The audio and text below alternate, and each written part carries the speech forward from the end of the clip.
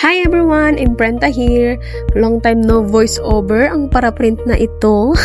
Aside sa mga pinaggagawa ko sa life lately, tinatamad talaga ako mag-voiceover at mag-video ng mga ganap sa printingan. Kapag ginusto lang talaga, doon lang ako gagalaw. So today is Saturday, January 17. Maulan na weekend dahil kay Bagyong Ada.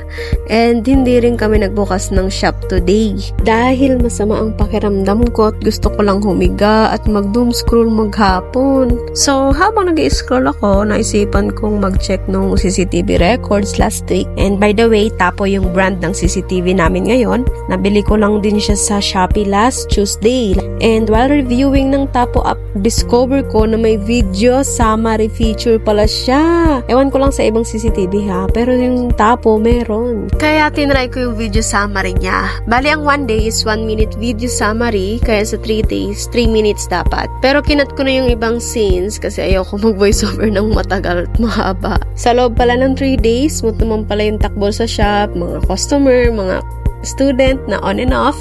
Tapos yung mga walk-in, dumadami na rin. And very, very grateful ako doon. This year, ang super goal ko is mag-produce ng maraming notebook, katulad pa rin dati, hanggang maging notebook manufacturer tayo, na may sariling warehouse, saka factory, mga ganong level ba? Ang taas ano?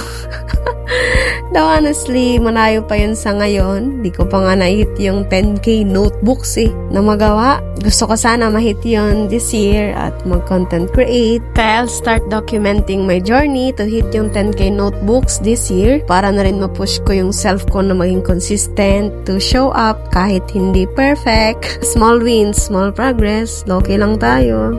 Anyways, thank you for watching. And see you sa next ganap namin at ng imprenta. Support nyo ako sa pag-document ko ng goal to make 10,000 notebooks this year. Hoping. Anyways, sige na. Bye-bye.